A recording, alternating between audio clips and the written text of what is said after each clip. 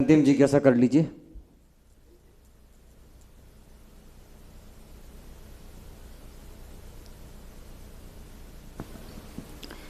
नमस्ते गुरुदेव। मेरी जिज्ञासा ये है कि मैंने अक्सर महसूस किया है कि एक समय आता है जो बहुत कठिन होता है और उस टाइम पे हम कुछ भी कोशिश करें कुछ भी नहीं होता है। परिस्थितियाँ वैसी हो जाती है कि सब कुछ रुक जाता है, लाइफ टेक अ पॉज। फिर एक समय आता है कि सब कुछ सडनली चेंज होने लगता है और चीज़ें अपने आप हमारी लाइफ में होने लगती है। हम स्पीड अप करने लगते हैं, ग्रो करने लगते हैं, अपॉर्चुनिटीज़ अपीयर होने लगती है। तो मैंने कुछ वैदिक एस्ट्रोलॉजी वगैरह का अध्ययन किया। मैंने ये देखा कि कुछ प्लैनेट्स होते हैं जैसे सैटर्न, राहु, केतु, ये जब आते हैं तो ये हमारे जीवन में घटनाएं होती है, रुक जाती हैं।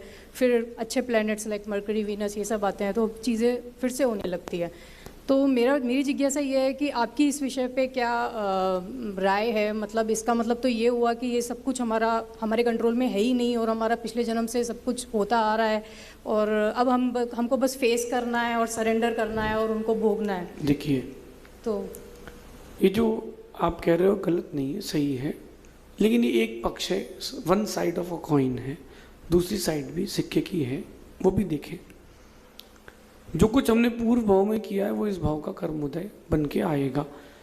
जिसने जैसा कर्म किया वैसा आएगा। ज्योतिष इतना परफेक्ट भी है कि जो परफेक्ट ज्योतिष वाला कोई हो तो वो आपको देख के बता देगा आप कितने भाई बहन हो, कि तुम कितना पानी पीते हो।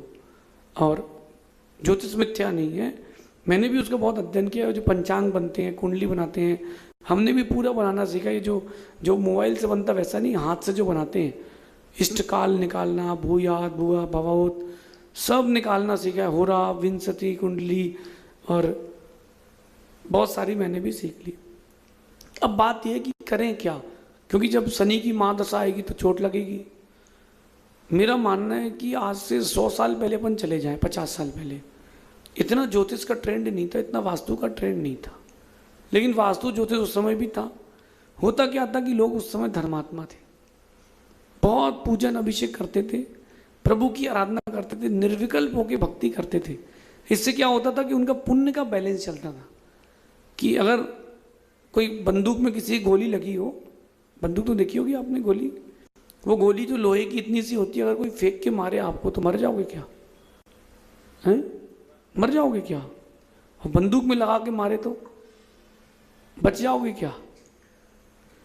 गोली तो वही है, उसकी फ्रिक्वेंसी, उसकी स्पीड से काम होता है।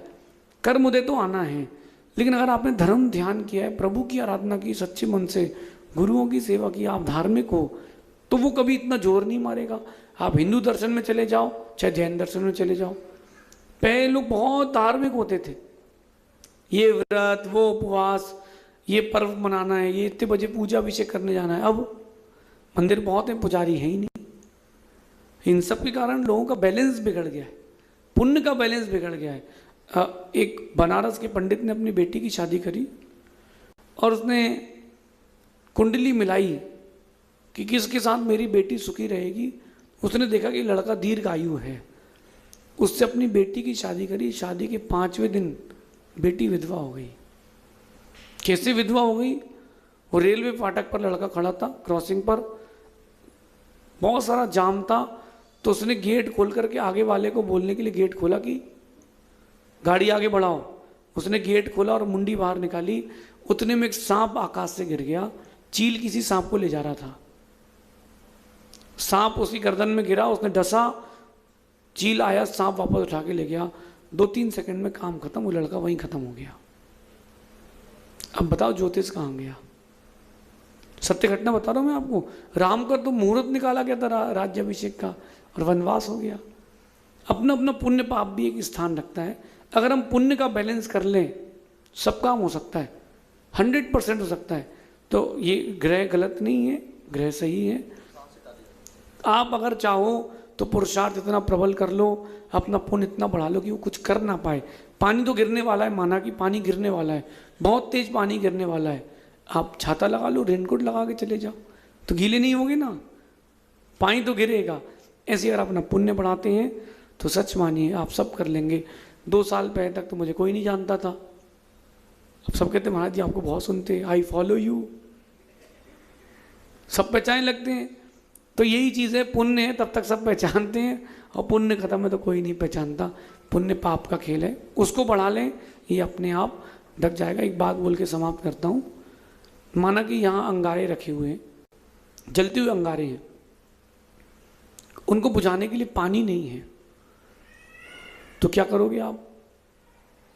हाँ, मिट्टी डाल दो, इतनी मिट्टी डाल दो, इतनी मिट्टी डाल दो कि उसकी हीट बाहर तक नहीं आए। इतना पुण्य बढ़ा लो, इतना पुण्य बढ़ा लो कि वो ग्रह तुम्हारा कुछ भी ना बिगाड़ पाए। बाकी गुरुजी तो हमेशा कहते हैं कि परिग्रह छोड़ दो, सारे ग्रह उतर जाएंगे, ऐसा समझिए। शेष आगे देखेंगे।